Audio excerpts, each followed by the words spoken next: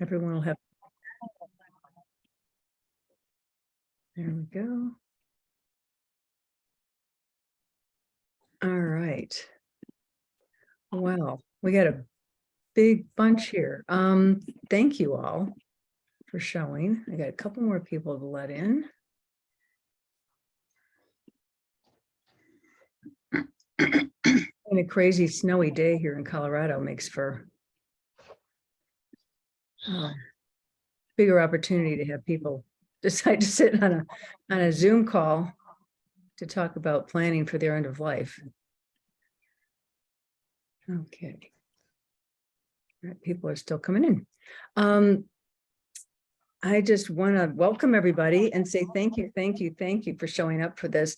It's something that has been the people ask about all the time. You know, how do we plan for end of life so that we're not leaving a mess and we're leaving things as easy for those who are going to be left behind as possible. And those who are aging solo are also especially interested in how to make sure that things are taken care of if they don't have specific family to take care of things for them. So hopefully lots of these questions will get answered and then some. I can't tell you how thankful Consumer Society is to have Virginia and Stephen here today to share their fountains of wisdom with you all. We've got a couple board members on also. Marilyn Manzuto is present. She's our secretary, and Jill Ross is actually on vacation in Mexico, but she's jumped on, and I imagine she'll probably have to go off screen to keep her Wi-Fi strong enough. And I think Andy Sweet I just saw, and we're like on 3 pages, so excuse me if I miss you, which is why Marilyn's going to help me keep track of everyone. So the Funeral Consumer Society, you may or may not know, depending on what newsletter list you got notification of this event from, but the Funeral Consumer Society is the state division of the Funeral Consumers Alliance, which is a national organization. And the focus of the Funeral Consumers Alliance and all of the state alliances is to help people become better funeral consumers. It's such an unusual purchase that it is often, it's an area that there can be some monkey business that goes on. People can get taken advantage of because of the unique situation that they're in, because they're what they refer to as uniquely vulnerable, especially at the time of need, when you're trying to plan a funeral, when you're in deep grief and such. So the Funeral Consumer Society definitely prefers or encourages people to do their planning ahead of time and have that be part of your estate planning papers, so that your family knows what it is you want without having to guess. We don't encourage people to prepay for various reasons, but we won't go into all of that today. So I want to have lots of time for Stephen and Virginia to share.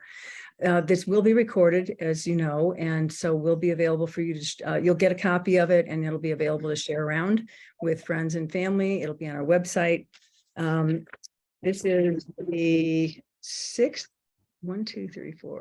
the fifth one of these events that we are holding. We started last year with an event called 6 Feet Under, Earth-Friendly Options Beyond Burial and Cremation. And then we had an event with a panel of coroners called Ask a Coroner. We did one at our annual meeting. We had a couple of panelists talking about how do you stay in charge at the end of your life, speaking about medical aid in dying and dementia directives. And our last one a few months ago is what does a death doula do? So just this is a free event. These are all free events, but if you do choose to support us with donations or a membership, this is the kind of thing that you're supporting, is being able to put this education out there for people to educate themselves and become more savvy and knowledgeable about aspects of planning for end of life. So we're going to have Stephen speak first. He's an attorney. I'm going to give you their bio, Stephen in Virginia, but wanted to first say as far as questions, because I know there are going to be a ton of questions around estate planning and what happens if you don't do estate planning.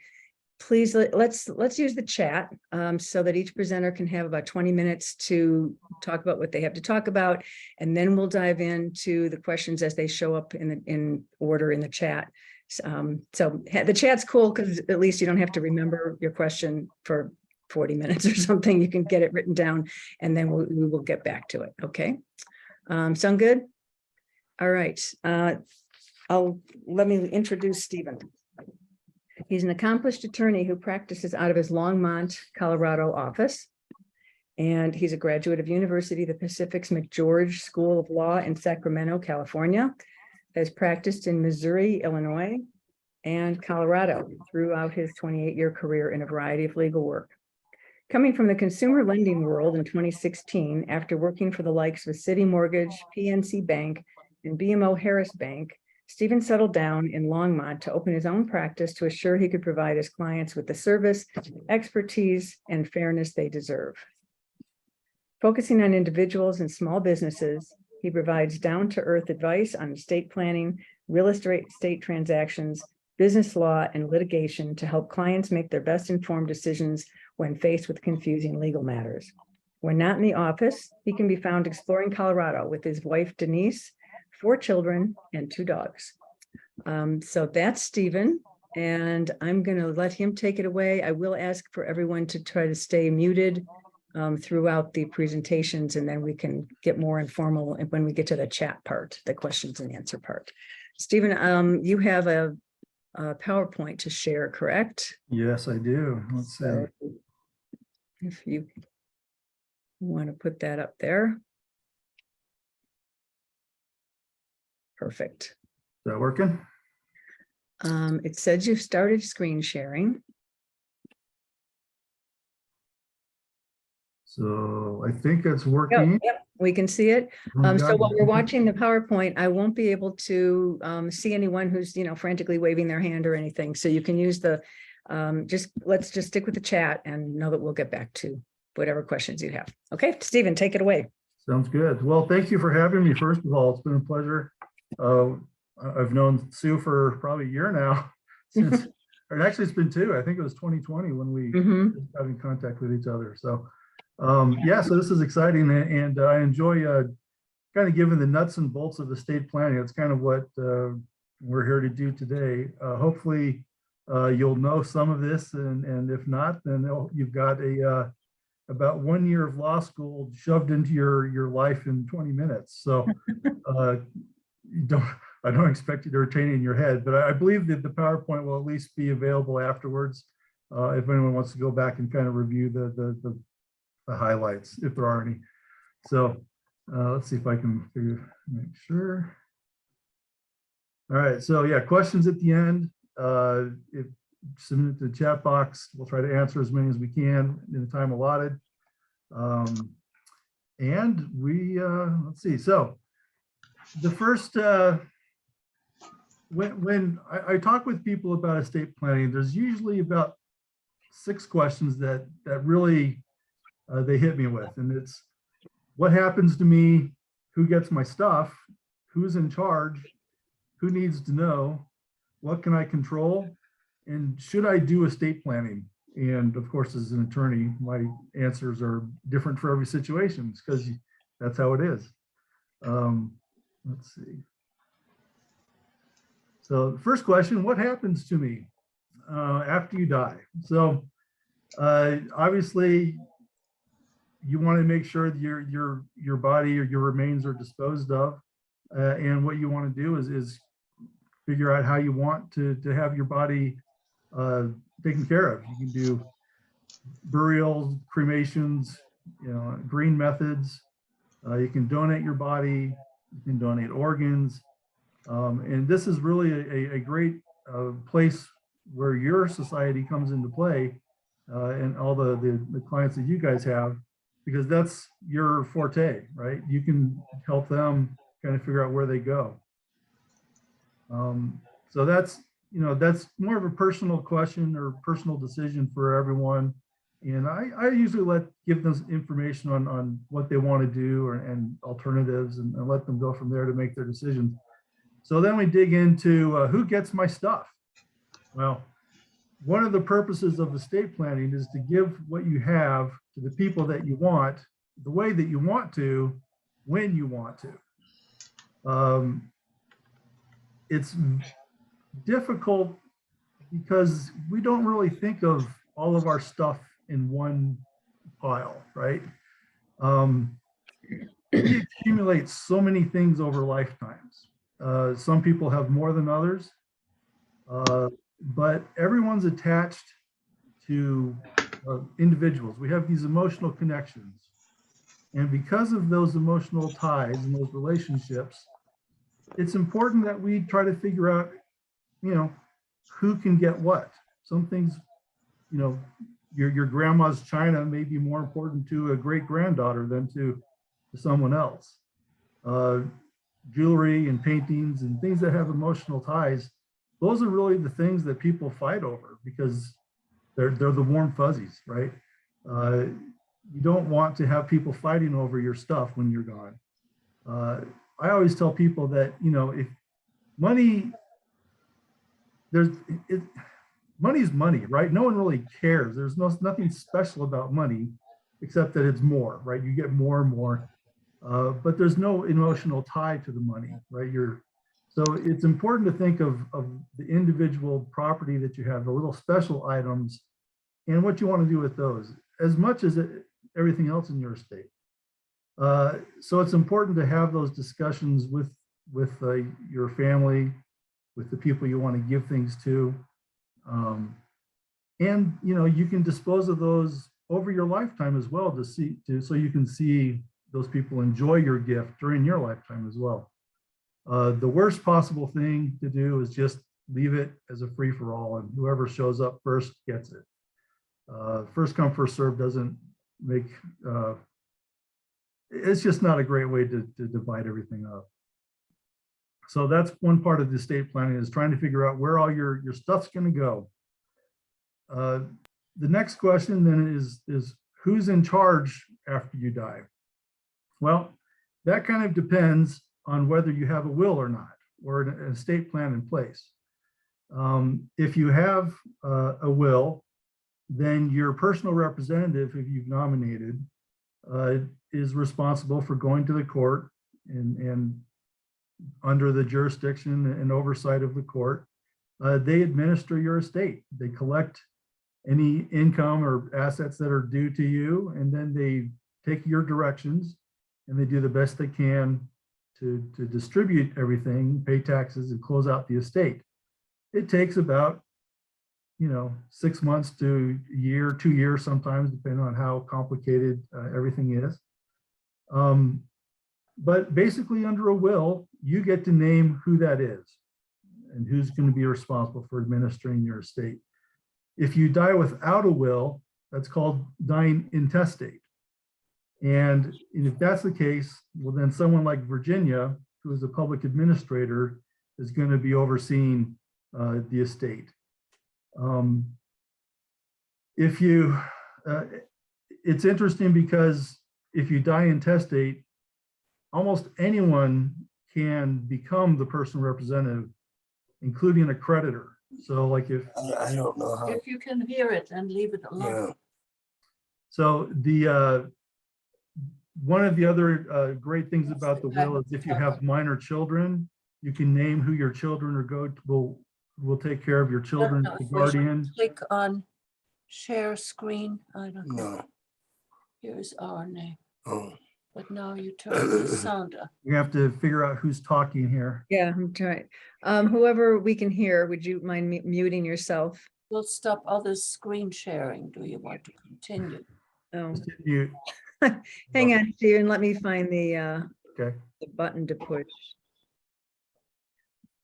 I don't know. So, well, basically, while you're doing that, so basically, the person in charge, if you have a will, if you have a trust, you get to identify and name the people who are going to do that. So you want to talk with them and make sure that they're okay with that responsibility as well. If you don't have any estate planning, then it's kind of hit or miss. You don't know who's going to be in charge, and the court will oversee it. It's a little more complex that way. Who else needs to know?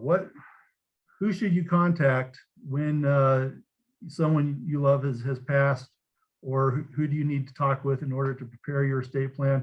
Well, there's a whole list there. You got your family and friends, obviously, and I recommend talking with your family, with your kids, so that they're aware of what your plans are, so nothing's a surprise.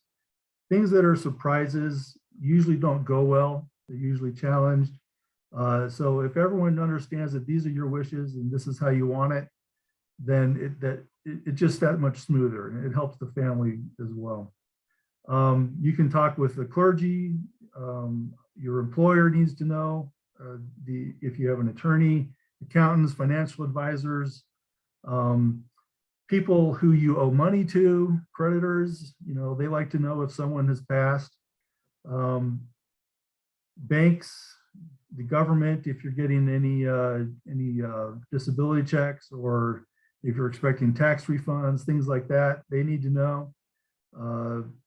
Obviously, funeral homes are a great place to start on getting the death certificate.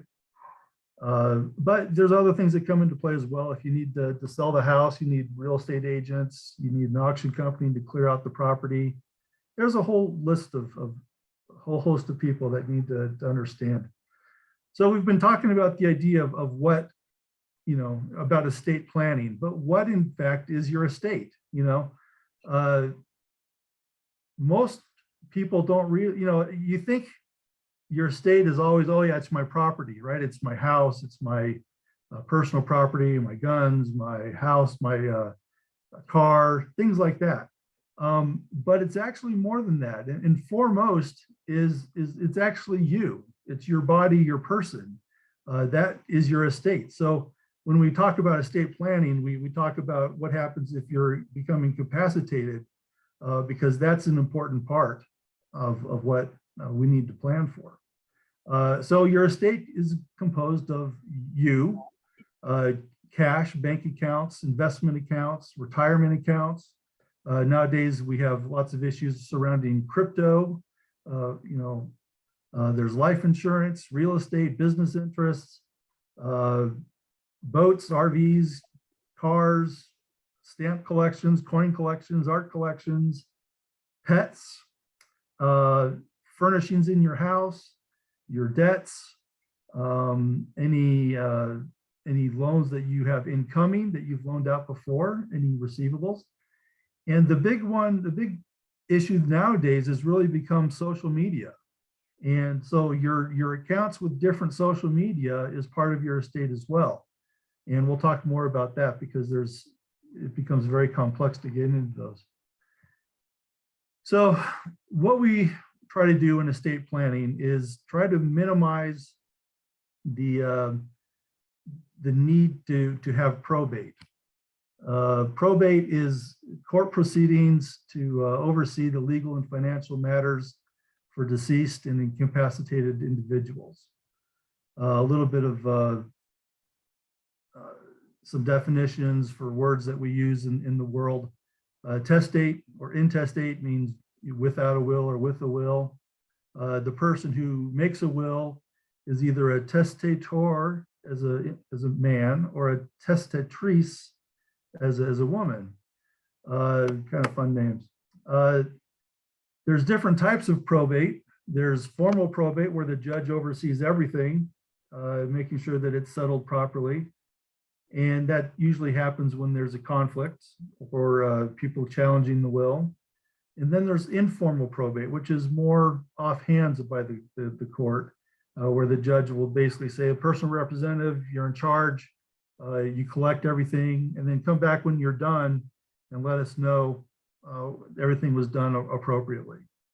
One thing about probate too is that it is public, and you can, your personal information is available, if people are looking for it. So that's why one reason why we like to use trusts is trusts are more private. and they control that information. Compared to other states, though, Colorado's probate process is relatively easy. It only you can get through it pretty quick. It's not overly complicated, but it's still more expensive than if you do estate planning. So we want to do that. You know, one thing, all wills, when they're written, they have to be submitted to the court. They have to be probated. The originals have to be given to the court for safekeeping. And you can do that before you die as well. But it does have to be used or submitted to the court for their safekeeping.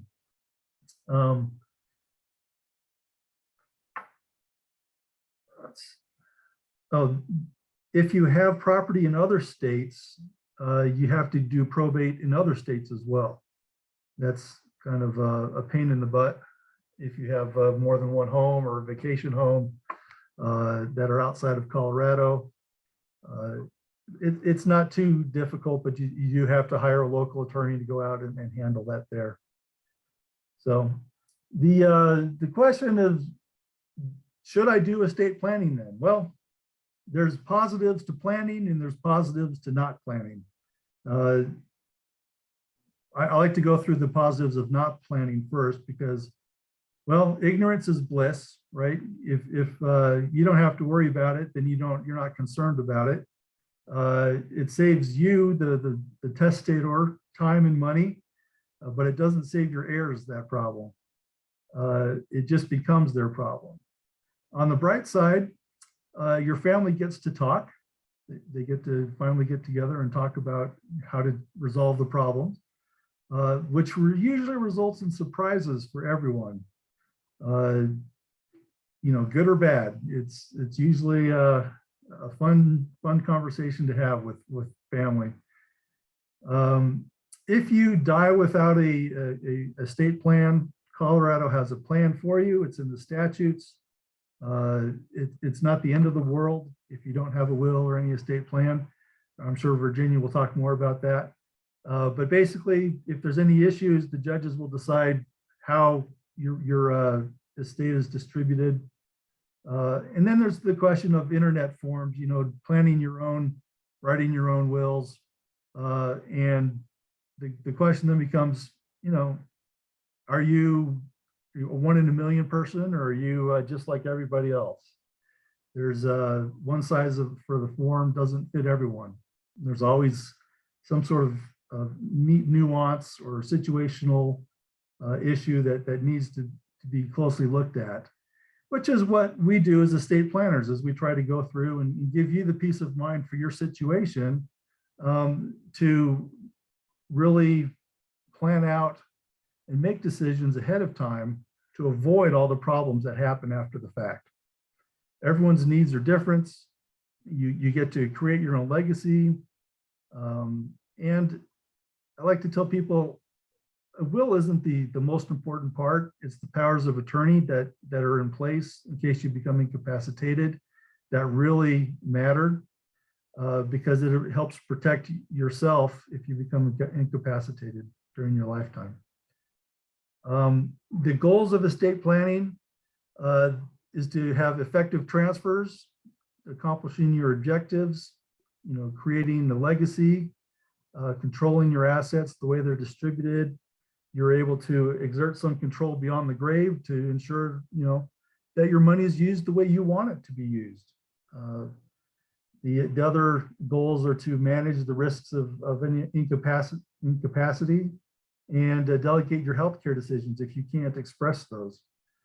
Secondary goals include providing for the needs of your spouse and children, providing liquidity at death to pay taxes and creditors, to fulfill your charitable intentions, promote family harmony by minimizing arguments and unwanted distributions, protect assets from creditors for generations to come, and minimize cost and delay that are tied up in probate.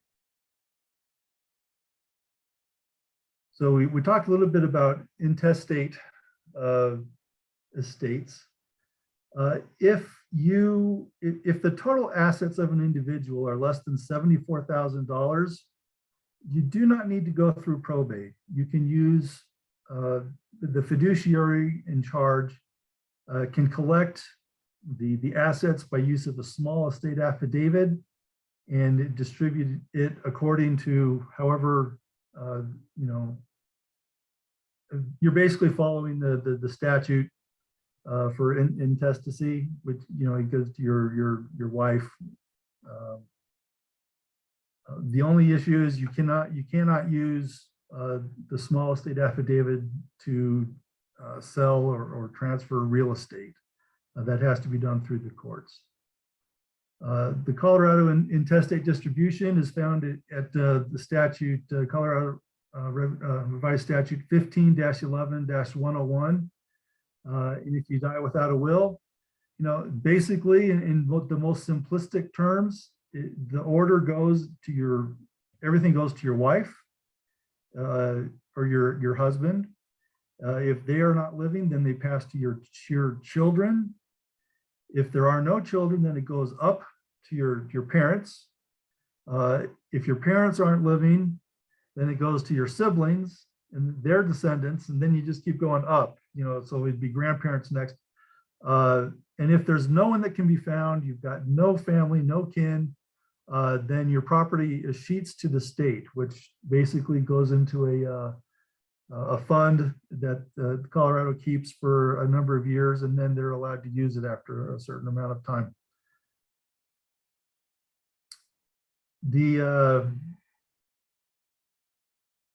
For an intestate probate, the court appoints a personal representative. The children are all treated equally, although their needs may not be.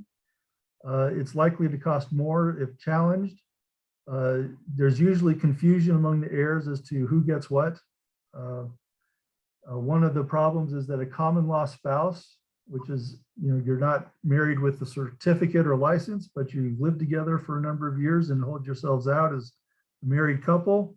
The common law spouse gets everything over any natural children.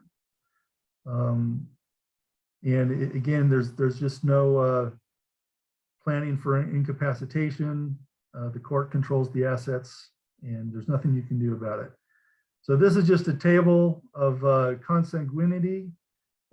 It shows the order that distribution goes: children, grandchildren, and then parents, brothers, sisters, grandparents. So I've always found that a little helpful because I never know. My genealogy skills are very weak. So Stephen, we're Yep. I'm going to give you like a 5-minute or 3-minute warning, actually. okay, we're going to run through that. Okay. Just to have time for the questions and answers. That's all. Yeah. So so there's two different ways to create an estate plan. First is the will-based, and you can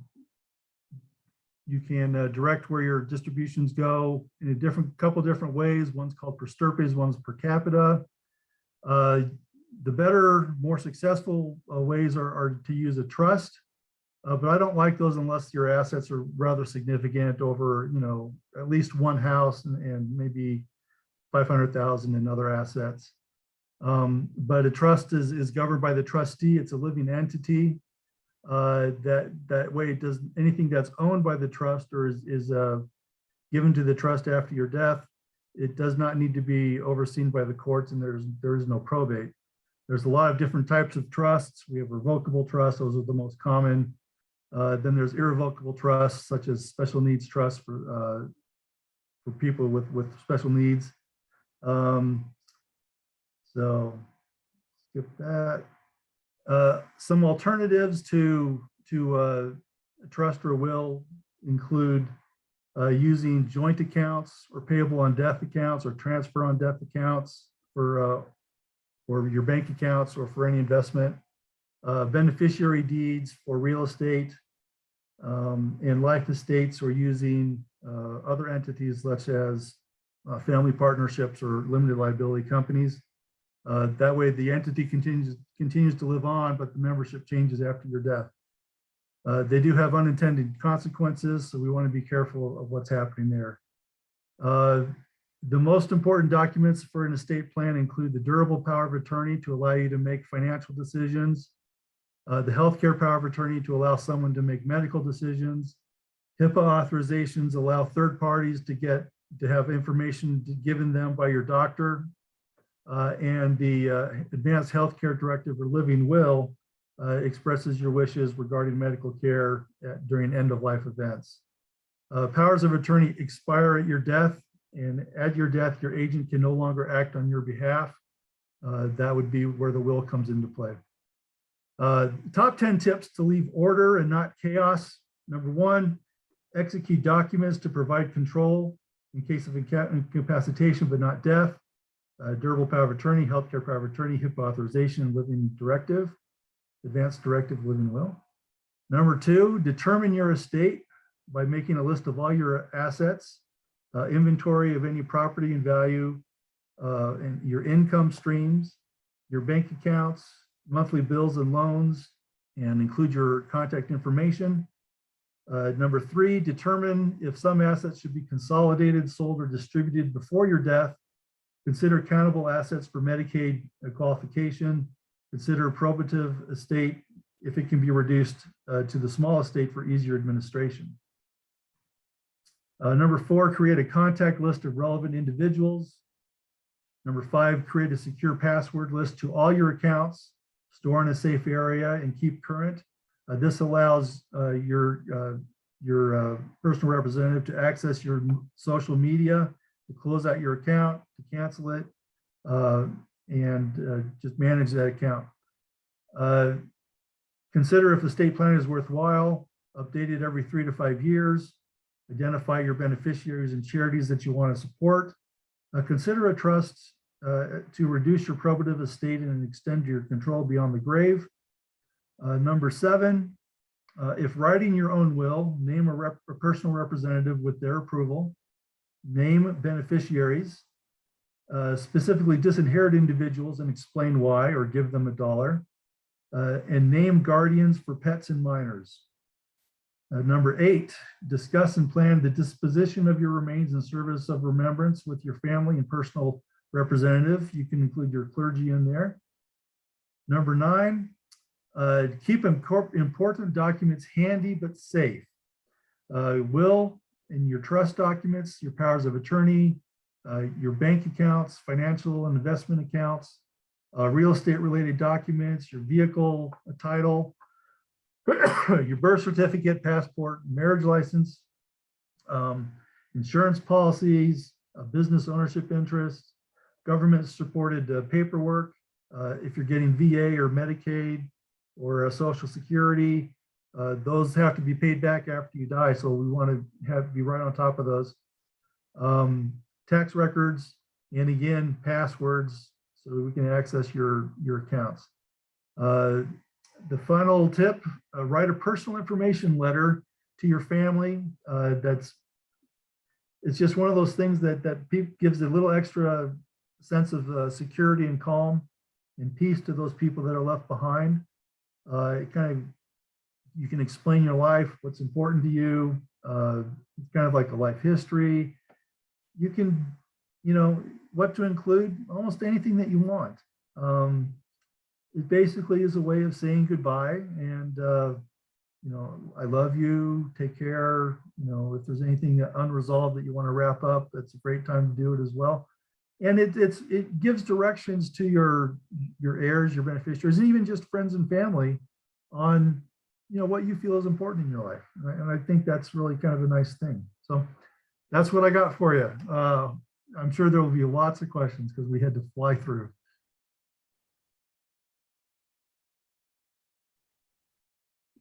Stephen, thanks so much.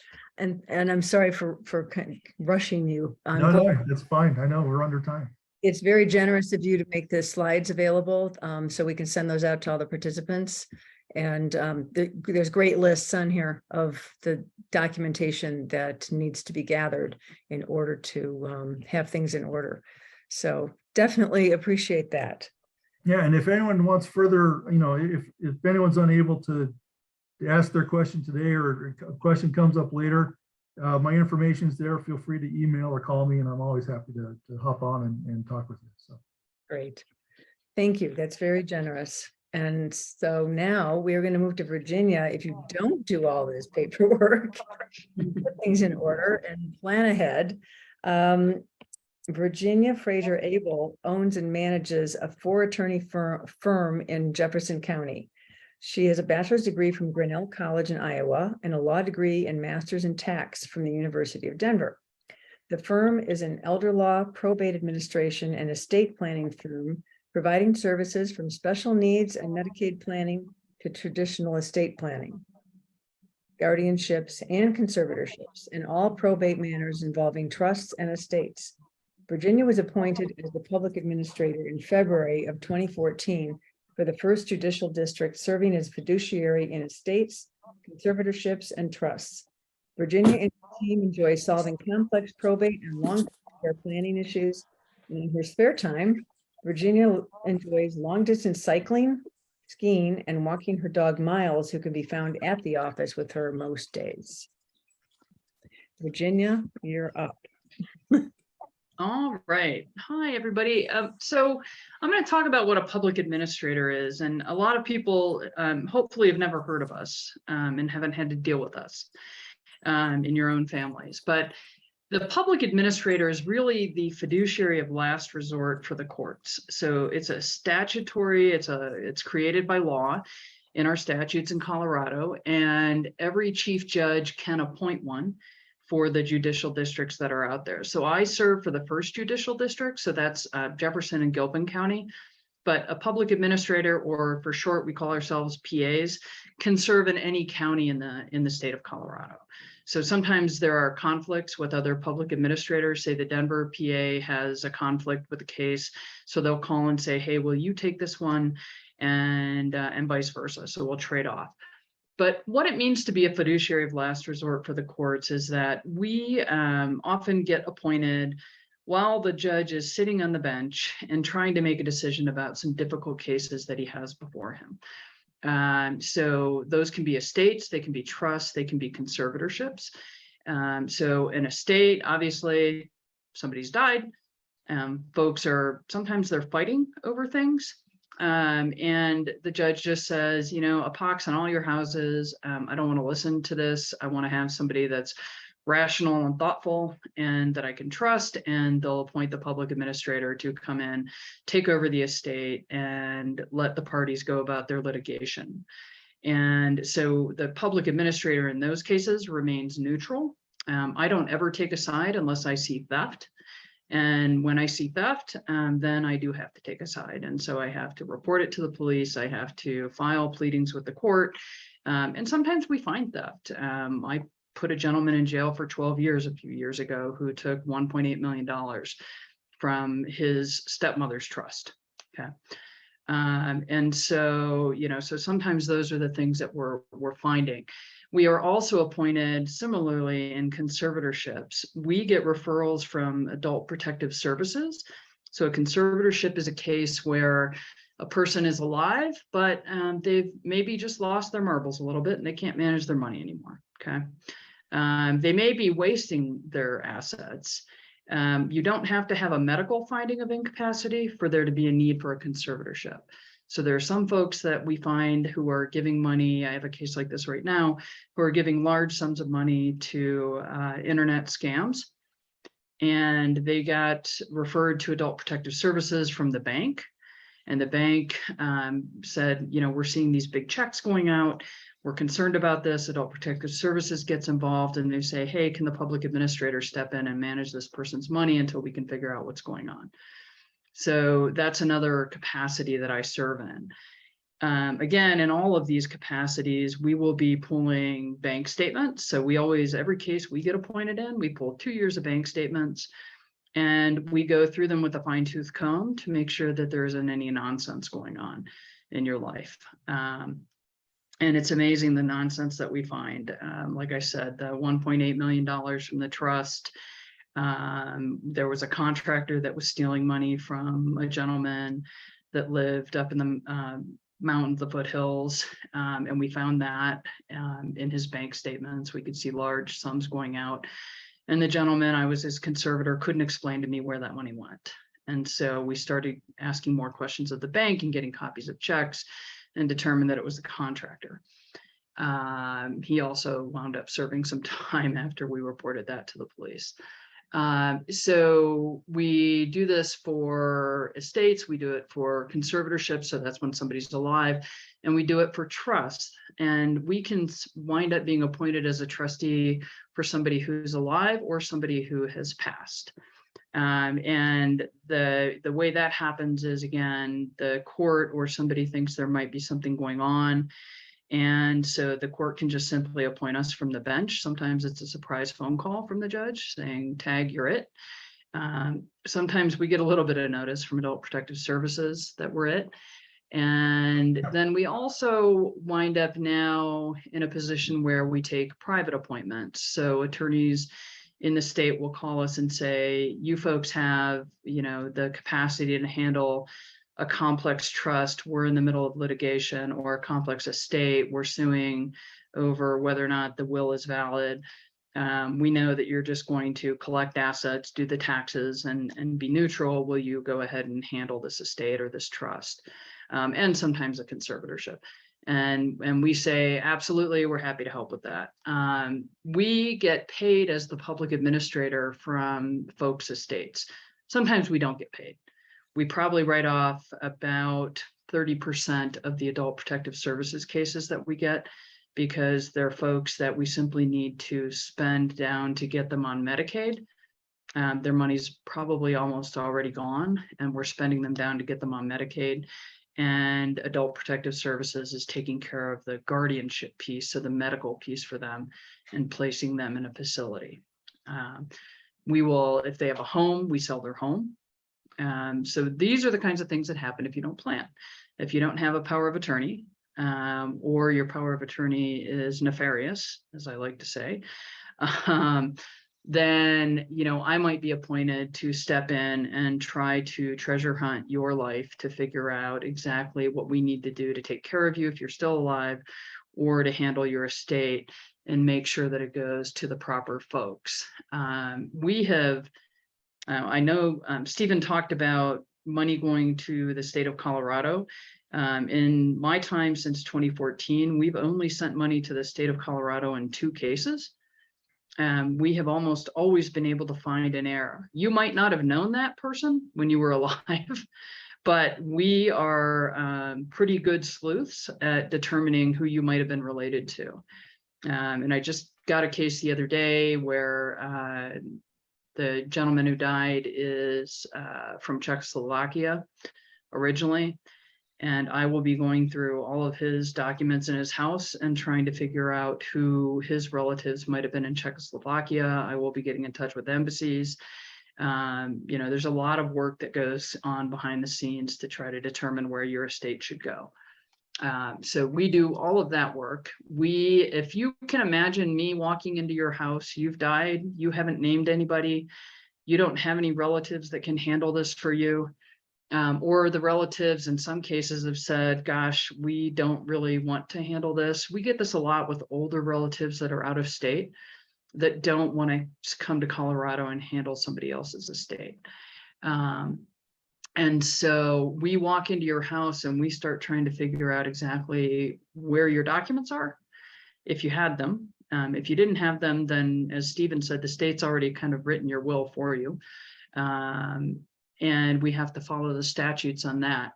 But we go through everything possible to figure out where your assets are and how we can collect them all into one pile and make sure that they get distributed appropriately.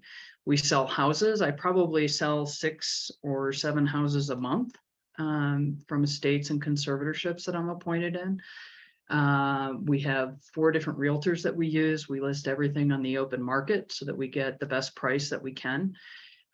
We don't ever talk to investors other than through the MLS system, the multiple listing service. So everything has to be out in the public, and the court knows everything that we're doing. We do have to report to the court on conservatorships and estates. Unlike a lot of folks, when a public administrator closes an estate, we have to file the accounting and the closing paperwork with the court. That's not really true for private individuals. There can be, most people in fact file kind of a short statement to the court saying that they are, that they have done everything they were supposed to do, and that's it. And so, but there's a statute that says that I have to provide an accounting of everything that we've done. So I'm looking off screen, and I'm sorry about that. I know that's a little bit irritating, but just trying to make sure that I cover things for you. Occasionally we're actually nominated in wills and I find this actually with attorneys who die and don't have any family that they want to have handle their estate. Most of the wills that we've been nominated in as the public administrator are wills from attorneys that died and they knew what we did for a living, right? And so they'll just say the public administrator of Jefferson County, whoever that is at the time. The last public administrator was in the role for 21 years. And so I anticipate, unless the judge gets unhappy with me, that I'll probably be in the role for 21 years or so before I retire. So occasionally we get nominated that way. We're also called upon by the coroner's office. One of the cases that we got just here in the last week was a coroner case with an extreme infestation of bed bugs in the home.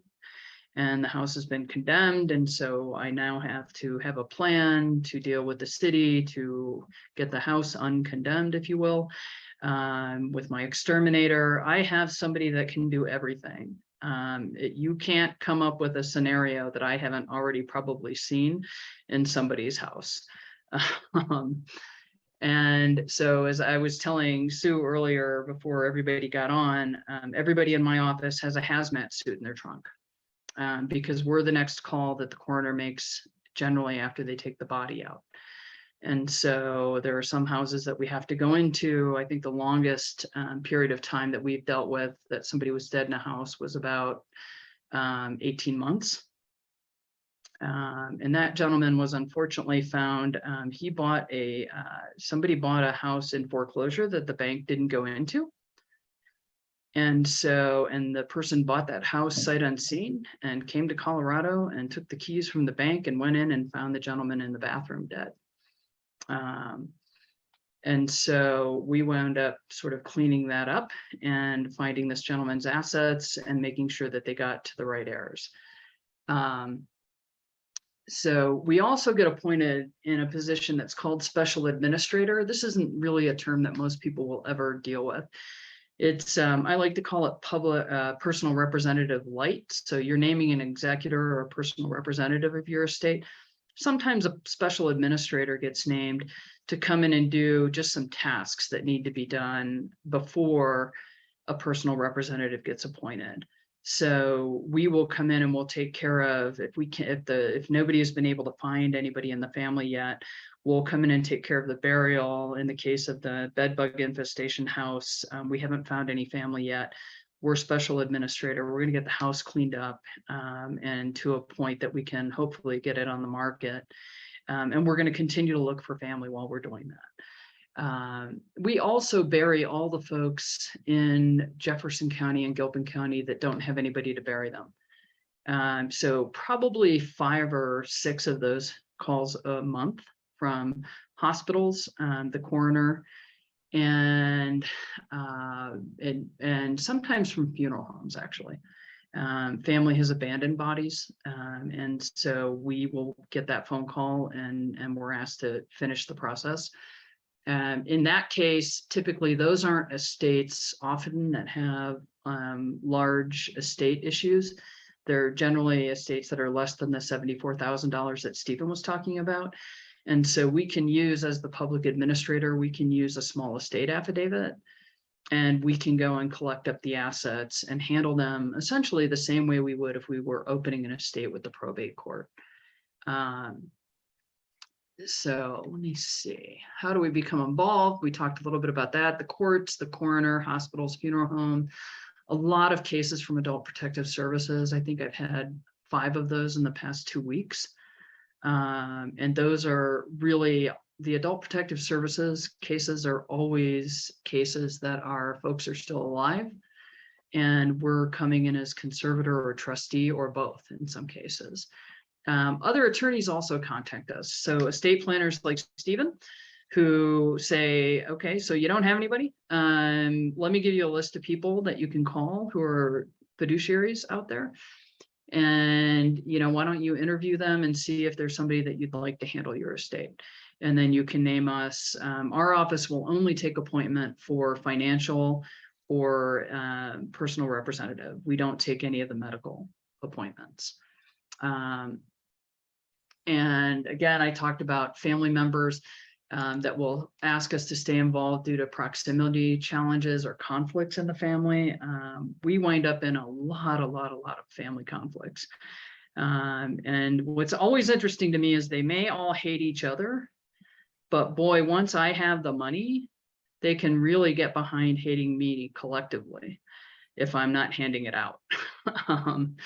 And so it's that part is really it's taken years to get the Teflon on my skin to let that roll off my back on a daily basis, because I get some pretty nasty phone calls from people who would like me to not give the money to their siblings and give it all to them, or vice versa, right? So what we do is when we get appointed, we immediately change the mail to our office, because we learn a lot through the mail. We get bank statements, we get, at the end of the year, we get people's tax documents. Sometimes that's how we find assets. We also get in touch with the IRS and we get wage and income transcripts for you, so that we can see what was reporting to the IRS. And then we start calling those entities so we can find out that you had a Fidelity account or a Schwab account or what banks you were banking at that way. We go through your home and apartment. I have found $90,000 in a suitcase of a 92-year-old lady in the back of her closet, behind all of her nice clothes. And so we go through books, we go through suitcases, we go through the refrigerator, we find money in the refrigerator and the freezer. And then we safeguard the residence and the personal property. So if there's anything of value, we take it out of the house and we store it. If we need to, in every single case that we get appointed on a residence, we will change the locks, because no matter who's told me that they are the only ones with a key, I don't believe them. So we immediately change the locks and get that taken care of. And then my office has the only keys. We apply for the appropriate public benefits for people. So if folks need Medicaid or VA benefits, as conservator, I can step in and take care of that for them. I have a background in Medicaid planning as an attorney, and so I have a pretty sophisticated range of knowledge of that, and help folks with that in my private attorney positions. And so it's come in handy as the public administrator. Above all else, we try really hard to maintain neutrality. And I try very hard to remain an even-keeled person, even when I'm dealing with the most egregious family members that you might imagine, who are screaming at me, sometimes in person, sometimes on the phone. And we also do everything that we can to protect against exploitation. So we stop the nonsense that's going on with the transfers to the, Nigerian prince. We've had those. And as a result of one of those, I had a death threat from somebody. So I've had, since I've been the public administrator, 4 death threats, based on me just kind of stopping some of the nonsense that was going on with folks' finances.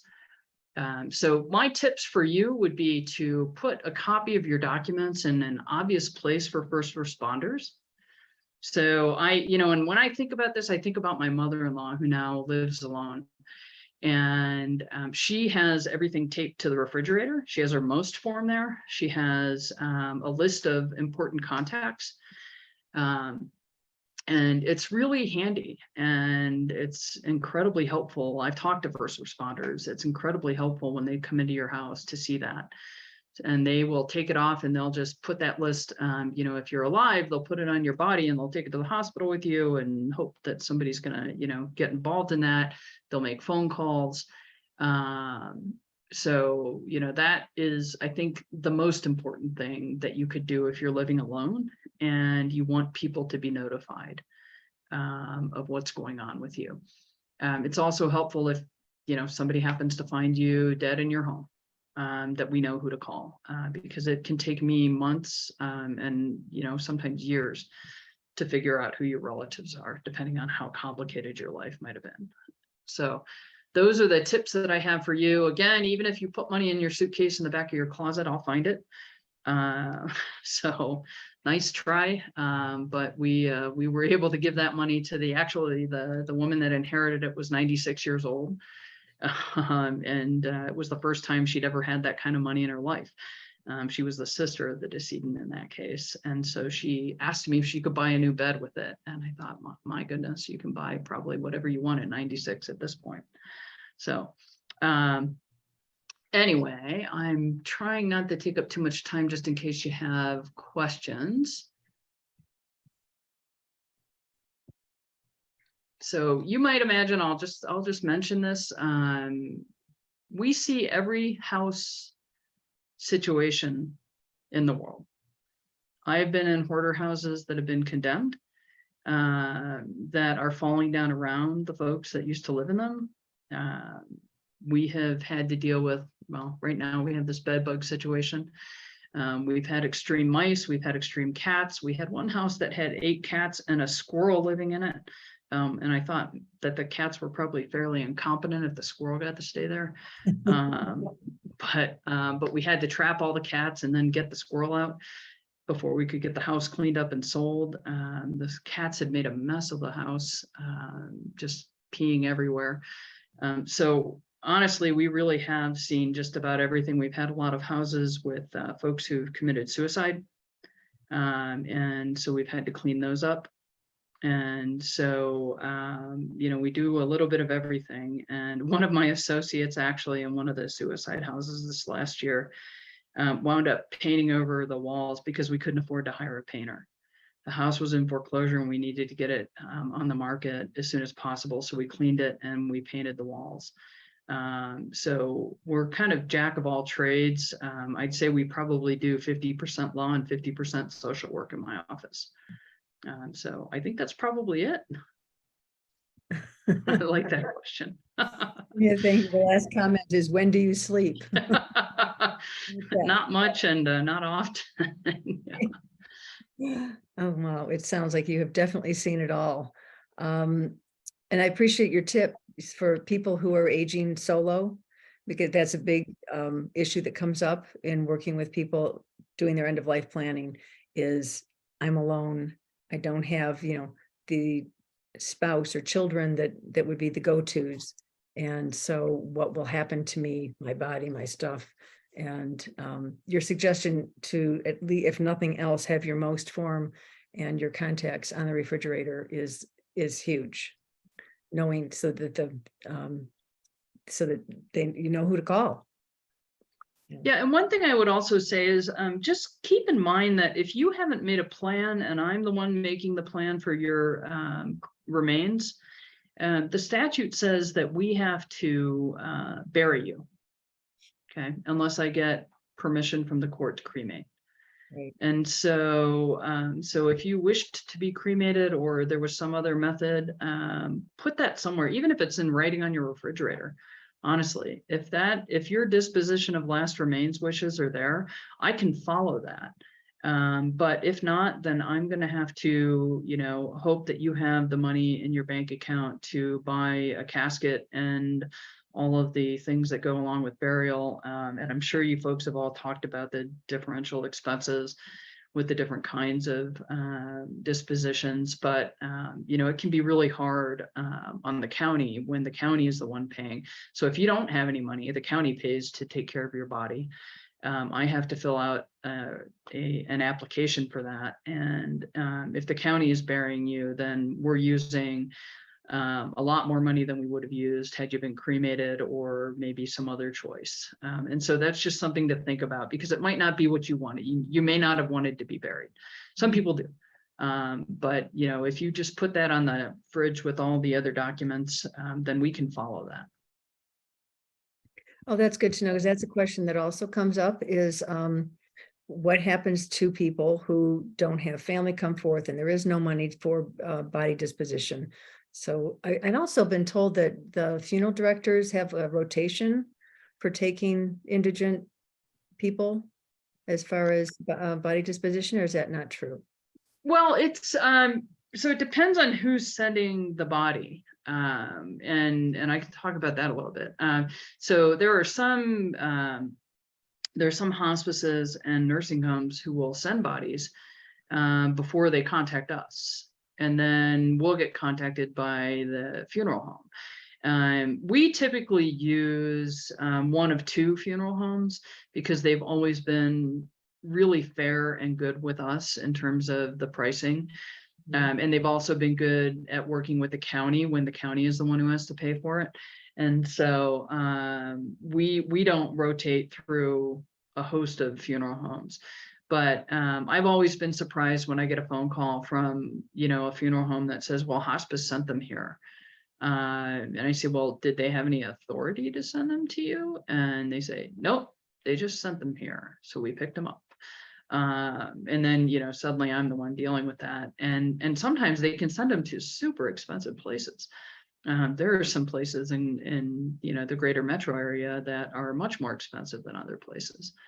And so, then we have to talk them down and explain to them that we don't have the money and they're going to have to take county burial. And county burial is typically between $1,000 and $2,000 that the county will reimburse a funeral home. So.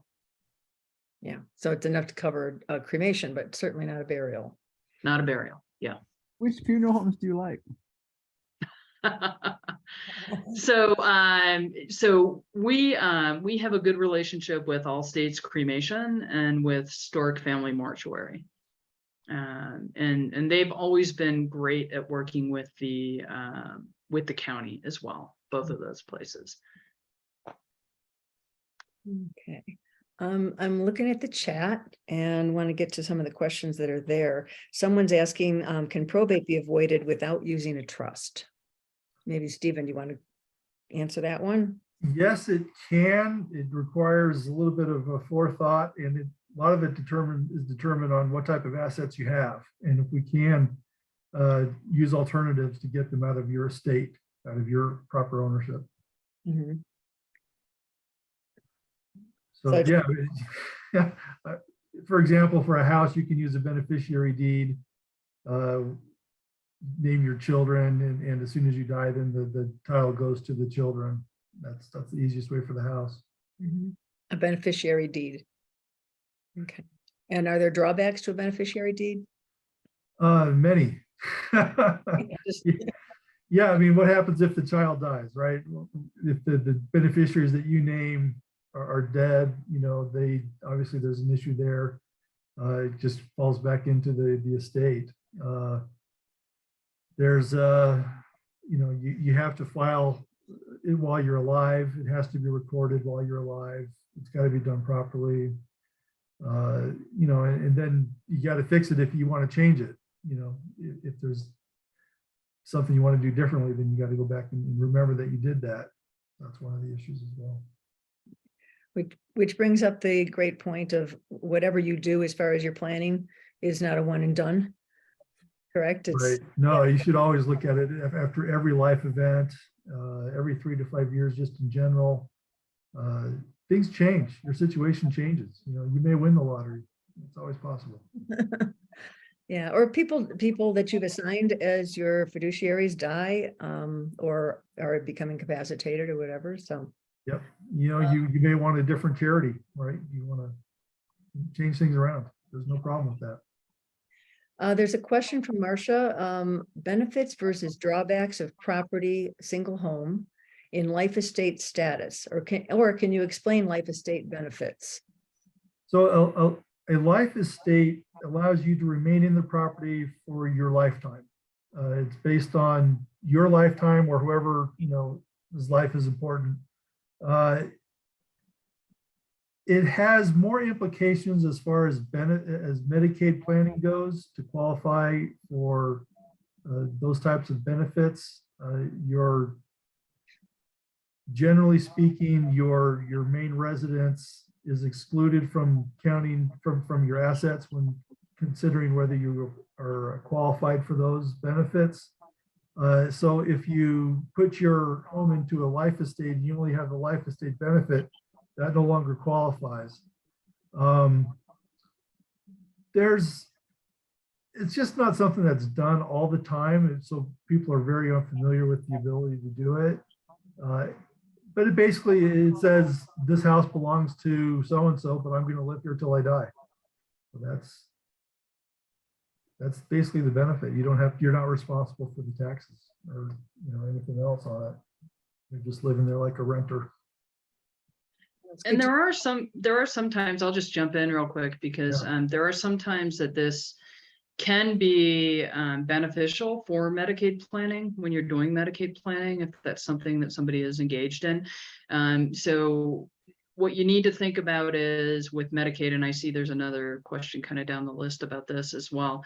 But anytime you give something away, like part of your house, so when you do a life estate deed, you are giving somebody a remainder interest, and that is based on your life expectancy and evaluation that is done within the Medicaid regulations, okay?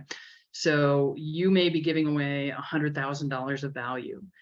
And if you've done that prior to the 5-year look back period for Medicaid, then you are fine, okay? If 5 years has passed, 5 years and 1 day has passed, whatever you've done with your house is fine, and Medicaid can't look at that. But if you're within that 5 years and you need Medicaid, then Medicaid can consider the remainder interest that you might have given to your kid or your niece or nephew, whoever it is. They can consider that as a gift, and they can cause a penalty against you to happen, okay? So it's a really specific type of planning that needs to be carefully thought out. And you need to make sure that you have the money to incur a penalty period if what you're kind of aiming for is Medicaid eligibility at some point. Okay, thank you both for that explanation. It's good to know that there's that option. Someone wants to know, did you say that our estate has to repay Medicare? Stephen, I think. Yeah, if you're receiving benefits, well, specifically like VA or SSD, if you receive a payment after your death, that has to be repaid. Okay. Don't go spending it. And yeah, in the month of your receipt, and we see this all the time in our cases, the administrations will suck that money back out of the accounts if they're still open often. But then also, if you're on Medicaid and you're over the age of 55, so say you're getting some long-term care Medicaid benefits in your home, then there is estate recovery in the state of Colorado. And so Medicaid has the ability to file a claim in your estate and recover whatever they paid past the age of 55 for you. So just something to think about. There are also ways to sort of hide under the kitchen table, as I like to call it, and wait that creditor period out. But anyway, that's just something to be thinking about. Yeah, Medicaid is complicated, isn't it? It is complicated. Finding workarounds and such. There's a question about who is your counterpart in Arapahoe County, Virginia?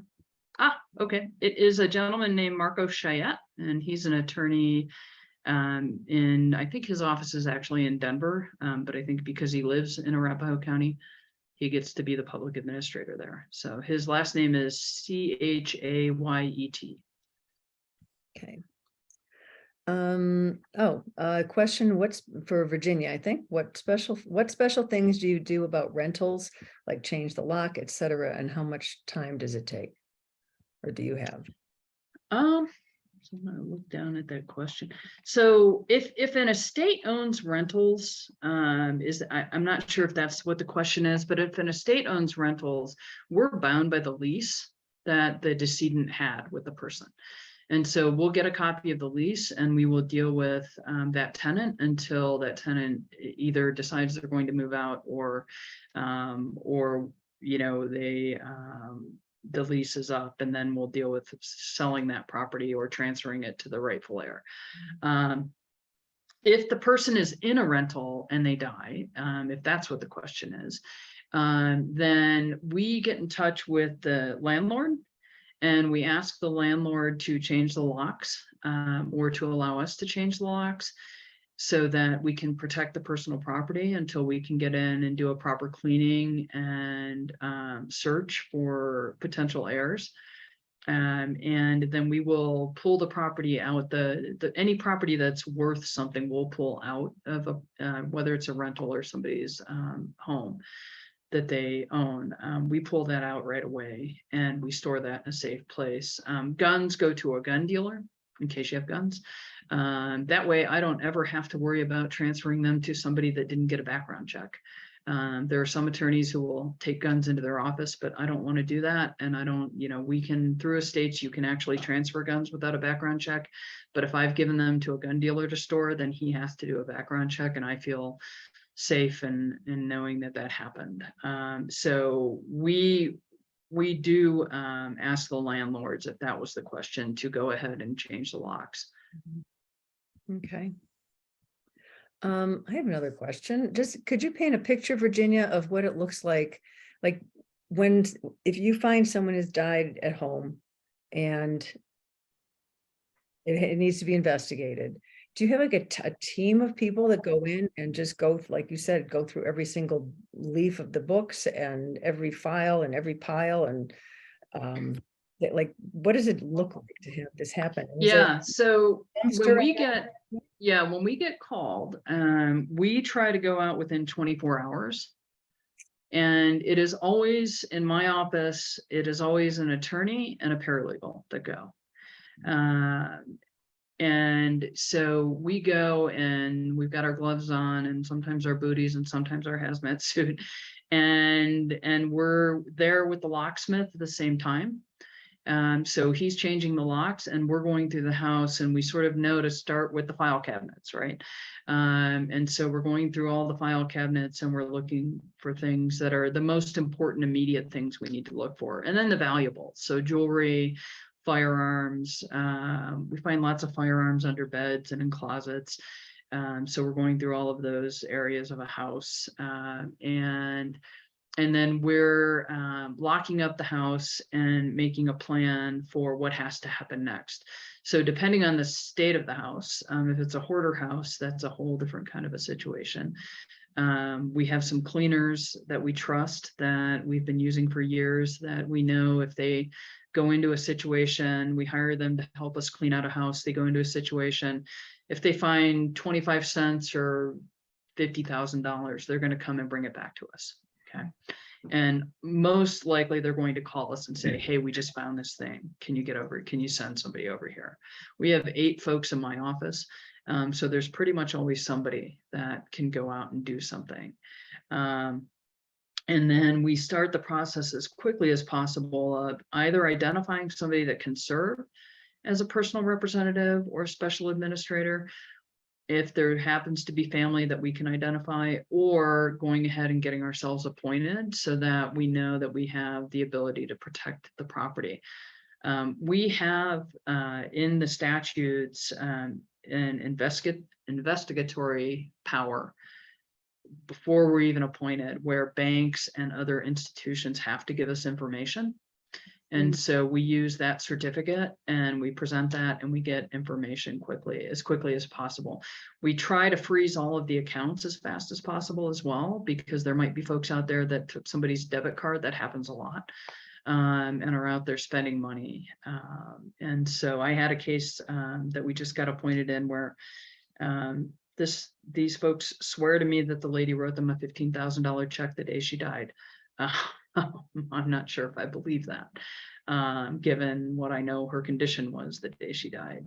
So, so we try to lock everything down as quickly as possible. It can take, depending on the state of the house, anywhere from a month to sometimes 4 months to get it cleaned up to a point where we can go ahead and move on with getting it sold. So, but we're changing also the electricity, the gas, all of that into our name. We have a direct contact at all of those places that we can get to pretty quickly. You could probably teach a class on how to be an executor or personal representative. It's interesting because it certainly, I do some estate planning in my practice, and it certainly taught me a lot more about what I'm worried about for folks as they become executors than I used to know, right? So. Does anyone else have questions they'd like to just ask out loud? Can we hire you? What's how do we get hold of you? I figured that was going to come up. Yeah, if someone wants to hire a fiduciary, like what is the process for that? Stephen, you mentioned you have lists that you can share with people. Yeah, there are professional fiduciaries out there. Banks are trustee companies, always happy to handle high value estates. The problem is, for smaller estates, if you have the money, people will do it. Otherwise, you basically have to find you public administrator or good friends and family that you trust that can take care of those things. Dorothy, I see your hand is up. Dorothy Cohen. I have 3 nephews. One of them passed away, and I have part of my estate going to the 3 nephews. Do I need to redo my will, or will it just automatically go to the other 2? That would depend on how it's written. I wrote it so it would be equally divided between the 3, and he has no heirs. He has no children. Again, it would kind of depend on the language, divided equally. I'm assuming. I may ask Virginia to weigh in on this one as well. But for me, I would think that it would just default back to the living survivors. Okay, that's what I thought. And I thought at some point I should, when my great nephews become old enough, I should divert the money to them. So, that's still a ways away because they're all minors. But yeah, that's why language and the words matter when you're writing your will. Okay, thank you. Going back and see that Kaylee is asking, I think, Virginia, do you work privately as well as publicly? We do. There are some attorneys that do really just exclusively estate planning who have started referring folks to us to serve as agent under a power of attorney for them or their executor when they die. And we've now had a couple of those, probably actually 4 or 5 of those cases that have come to fruition in terms of the person dying and then me being appointed as their personal representative. And so, we're happy to do that work as well. I do want to explain a little bit about fees, just so that you have a sense of what that looks like in cases. So we bill, we have kind of a tiered rate. So when a person calls us and says, I want you to be the POA for me or the personal representative, and it's not the state asking me to do that, we bill any attorney time in our office at $250 an hour, and any paralegal time at $150 an hour, and bookkeeper time at $125 an hour. On average, we are billing about $165 an hour on our cases because we are pushing down as much work as possible to the lower level billers in our office if we can. So paralegals can do a lot of this work and then come to the attorneys for the big decisions that get made. If you were to go to banks or Merrill Lynch, those folks are typically billing a percentage of your estate. And depending on who it is, I had one, I can't remember which financial institution it was, but they thought awfully highly of themselves. They were getting 3.5% of the person's estate every year of the trust. That was a lot of money for that person. They have a $5 million estate. And so anyway, so, you really want to be talking to people about what are their fees and how are they billing when they're billing. Again, all of our fees in the PA role go through the court. And so the court is welcome to tell us that they don't like what we're doing. We haven't had that happen yet. So, you know, I feel pretty confident that we're billing it at as fair a rate as we possibly can in my office. Great. Okay, thank you for the clarification, both of you, that it's that only the high value people have access to a bank or a trustee organization to hire for these kinds of things. So we can't hire you personally. You can. How do you do that? So I put my office number in the chat, but I'm happy to say it out loud too, just in case you're taking notes on paper. I'm a paper person. So my office number is 720-638-1465. And so you can call the office and set an appointment. Okay. All right, any other questions? This is your chance to ask an attorney and not get charged $250. Somebody asked a question about what HIPAA is. Yeah, I did explain that to them, but go ahead, Virginia, maybe you'll have a better explanation than I. Yeah, so that is really, it's the Privacy Act for your health information, okay? So it's the federal law that got put in place saying that people can't hand out your health information without you giving permission for that to be handed out. So attorneys that do estate planning, I'm guessing that Stephen probably does this too, often do HIPAA authorizations. And so I do 5 of them with every estate planning package that I do for folks, so that you have them for all of your specialists. But it's really you saying who can get your information.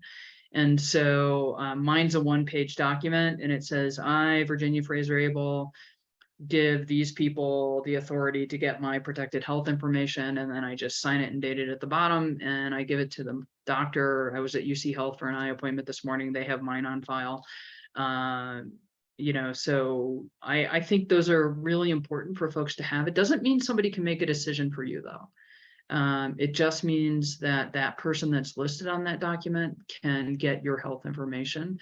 So it can be very helpful for folks that have people out of state that might need to call a hospital, because I don't know if any of you have been through this yet, but you call the hospital and you say, I'm, you know, Virginia Frazier-Abel's sister, and they say, well, you're not on our HIPAA, so you get nothing. So, you know, I'm not going to tell you if she's dead or alive or anything, frankly. And so I really encourage that people have that and power of attorney documents, and make sure those match, right? You want your agent to be on your HIPAA form. So. Right. I'll just make a quick note too. It's, you know, when kids turn 18, they're adults, and they don't have to share anything with parents unless there's the HIPAA in place. So if your kid's going to school or your grandkids are going to school out of state and you want to keep tabs on them, they should execute a HIPAA form to allow you to have that information. Yeah, thank you for that.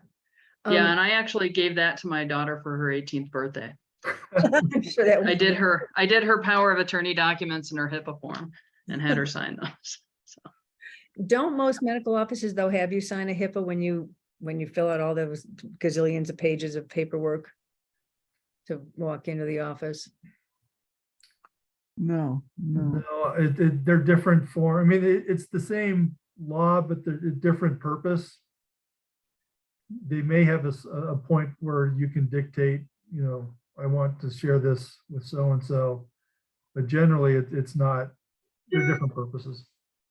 Okay. Yeah, the other thing to be careful about is, and I think it was SCL, I don't know if they're still doing it. I haven't had folks at SCL in a while that I've had to deal with, but for a while they were handing out 5 wishes forms to everybody who walked in the door. And if you sign a 5 wishes form, you may be revoking any power of attorney document that you did with your attorney. Mm-hmm. And so you just need to be aware of that. Yeah. Thank you, Virginia. I don't know who was up first. Let's go with Bill and then Ann. I think it might be worth pointing out that selecting someone to be your executor or personal representative for an estate is something you should consider carefully and discuss with that person. It took a year to resolve my brother's estate because when he died suddenly, he had 30 credit cards and a couple of women who were taking advantage of him. And luckily, I found a law firm that helped me out. But I probably averaged about 10 hours a week for that year before we finally were able to resolve the estate and write the check to his 2 grown sons, who each got 50%. I didn't charge anything for my services, although I guess I could have, because it was within the family. But you don't just point to somebody and say, I want you to be executor of my estate. My uncle did that. He pointed to his wife and decided she would be a good executor for his estate. And she had dementia, and so she would have been useless as a personal representative. So give that some thought and make sure the person who agrees to it understands what they're taking on. Thank you, Bill. Good points. Really good points. Anne, what did you have to? Yes, Virginia, I'm curious, my husband Nick and I live in Oregon, and so I'm just wondering, would you recommend the public administrator, is that a place to look for an attorney such as yourself? I assume you don't work in other states. I'm not licensed in any other states, and not all states have public administrators. So it's a question to ask an estate planning attorney. Typically when folks are looking for either estate planning or long-term care planning attorneys, I'm a member of a group called the National Association of Elder Law Attorneys. And so that's a place that most of the folks that are members there hopefully have had some good training and taken legal ed courses in Medicaid planning, for example. There are other organizations out there for estate planners as well. And so if you're sort of fishing around and in another state, you can look at the American College of Trust and Estates Council, ACTEC, it's called, ACTEC. And you can also talk to your friends and family and find out who they've had do their estate plan and did they like them, and then those folks can talk to you about who the fiduciaries are that might be around that could help if you don't have somebody else that you want to name.